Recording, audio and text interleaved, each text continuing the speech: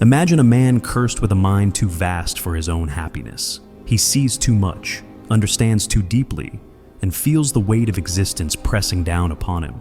While others glide through life, blind to its contradictions, he is trapped in a prison of awareness. This, according to Arthur Schopenhauer, is the fate of the genius. The price of great intellect is great suffering.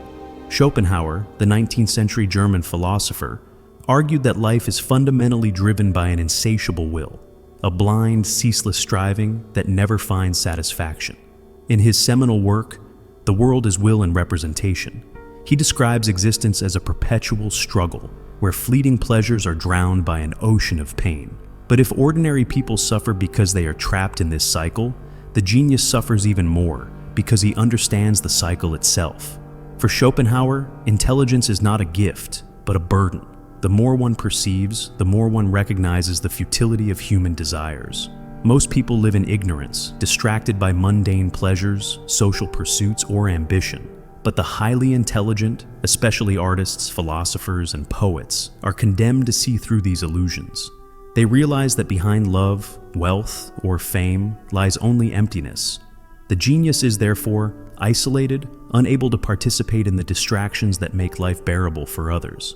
Yet, Schopenhauer also believed that those burdened by intelligence could find a brief reprieve through art.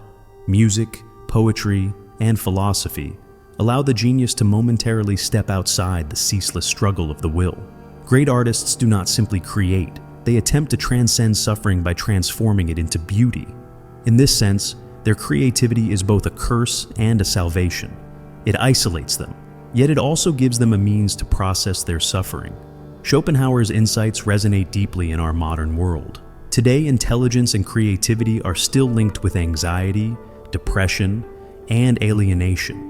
The brightest minds often struggle with existential dread, trapped between knowing too much and feeling powerless to change the nature of existence. Perhaps this explains why so many of history's greatest artists and thinkers led tragic lives. So, is intelligence truly a curse? Schopenhauer would say yes.